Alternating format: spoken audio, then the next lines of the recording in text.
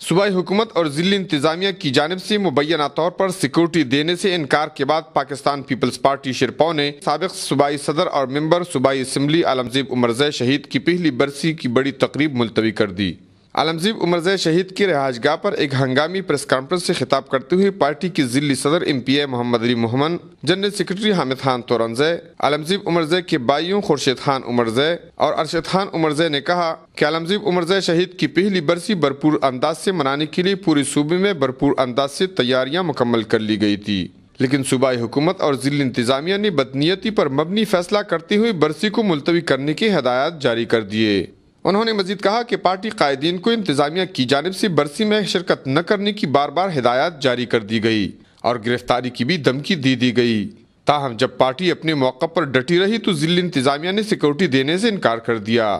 انہوں نے کہا کہ انتظامیہ نے خودکش حملہ آور کا خاکہ جاری کر دیا ہے اور کہا ہے کہ وہ چارسدہ کے علاقہ مندنی میں موجود ہے۔ انہوں نے مزید کہا کہ اصل حقیقت یہ ہے کہ حکومت پیپلز پارٹی شرپو کی مقبولیت سے خوفزدہ ہے، اس لیے برسی میں رکاوٹ بن گئی ہے۔ کیمرامین محمد جان دلسوز کے ساتھ کفایت اللہ، اے نیوز چارسدہ۔